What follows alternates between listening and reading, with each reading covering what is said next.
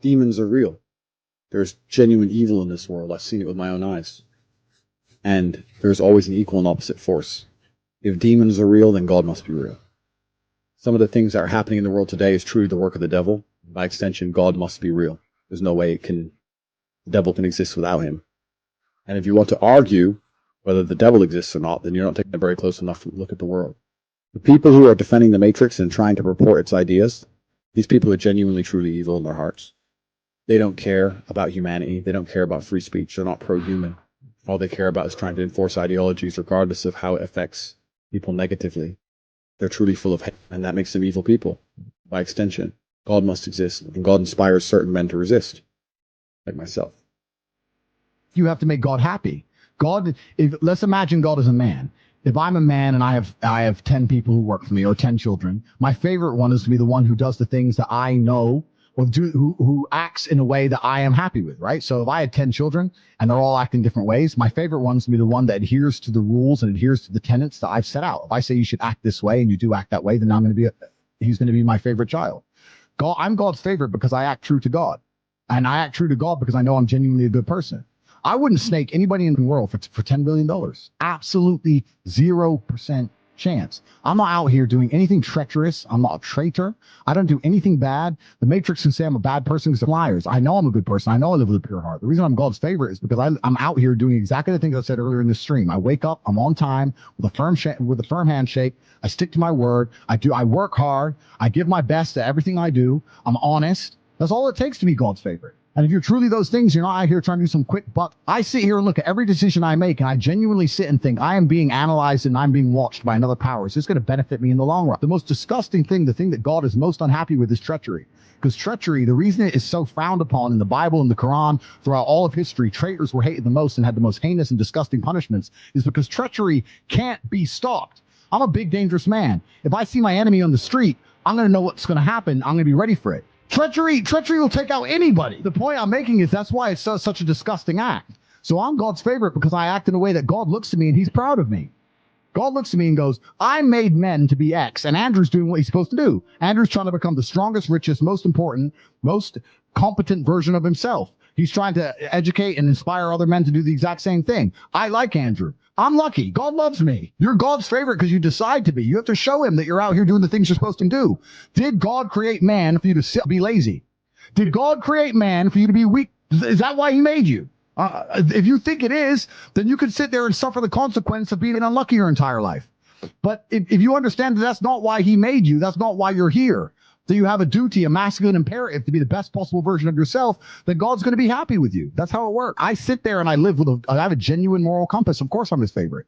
That's why he protects me and provides for me. That's why I can get banned and attacked by the Matrix in every single possible way, and I have larger streams than I've ever had before. That's why I don't panic.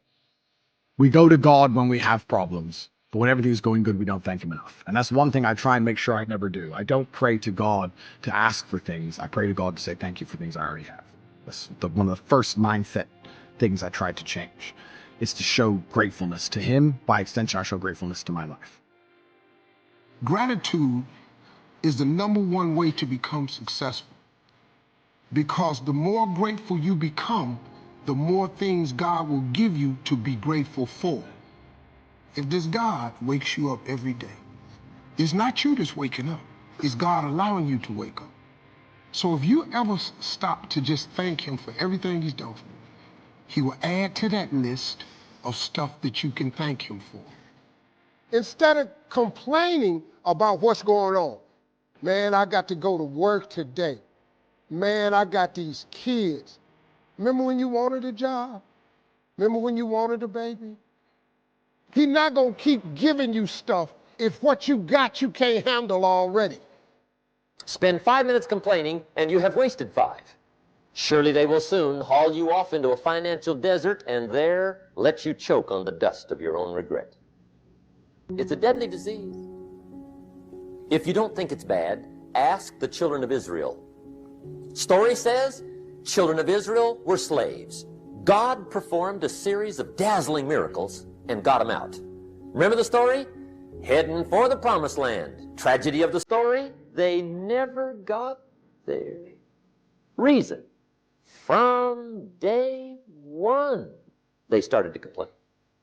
They whined and cried and griped about the food. They whined and cried because it was too far, too cold, too hot, too miserable. Whined and cried for years. Finally, God said, I've had it, trip canceled. Which I think means two things. Indulge in this long enough, you get your future canceled. And I guess it also means even God himself can only take so much. Our promise is taking longer to develop because we're complaining instead of praising. You kill more blessings by not being grateful. That's the number one blessing blocker, lack of gratitude. Right now, what are you grateful for? Nothing, brother. There's nothing good in my life right now. That's pretty freaking pathetic. You can't find anything in your life to be grateful for right now? Lord, I thank you. I thank you that I made it this far. It's not what I wanted, but it is working. And if you can't say that, come on and let me take you to the homeless places, because sometimes you don't have gratitude because you got too much. But in the absence of an example of worse, you won't appreciate better because it ain't best. Listen to me, y'all.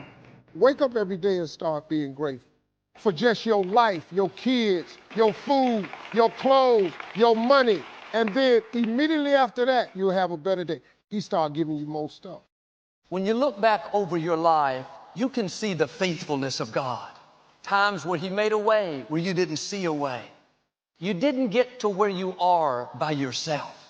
He's been working behind the scenes in your life, lining up the breaks that you need. That's why I take time every day to say, God, I recognize your goodness. I know I didn't get here by myself. You chose to bless me.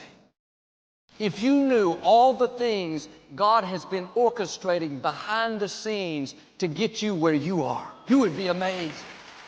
He said in verse 11, beware that in your plenty you do not forget the Lord your God. Don't let it become so common that you don't recognize it was my goodness, that you don't take time to thank me for what I've done. Now, a lot of people say, Steve, I don't have time to do that. You do have time. If you don't have time, you should make time.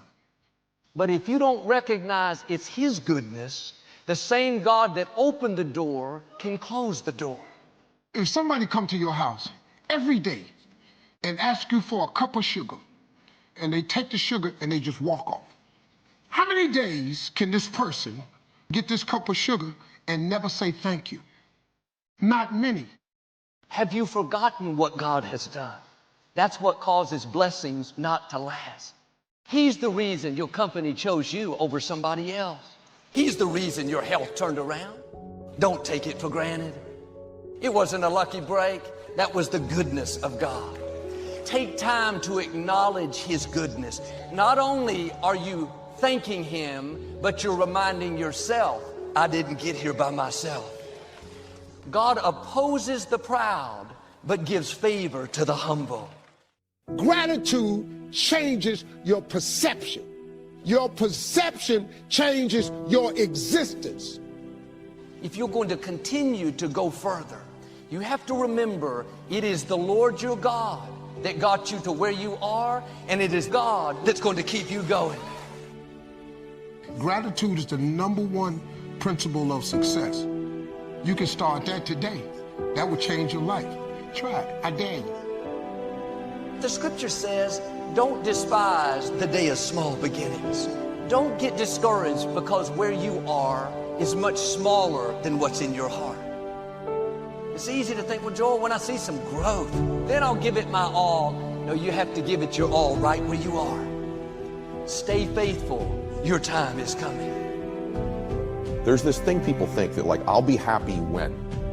Once I get like this amazing home, or once I get this or an amount of money, then I'll allow myself some happiness. The problem is the finish line always moves. And so for me, I want to live in a state of being grateful and blissful now, not waiting for some future place or date that may never arise. You must live in a spirit of gratitude. Choose to be happy in spite of life's challenges. Viktor Frankl, he said the last of the human freedoms to choose one's attitude in any given set of circumstances to choose one's own way, living in the moment, getting everything we can out of where we are in the moment where we are right now. You can't wait till you receive the promise. You have to thank God that the answer is on the way. Say, thank you that I'm healthy. In your finances, maybe you're struggling. All through the day, thank you that whatever I touch prospers and succeeds. When you thank God in advance for the answer, that's what keeps you encouraged. Praise makes you strong. Praise keeps you moving forward. So if you don't learn this principle to thank God in advance, you won't have the strength you need to wait for the promise. You have to trust the process. While you're waiting, things are growing. If God showed us what He was up to, that wouldn't take any faith. We have to walk by faith and not by sight.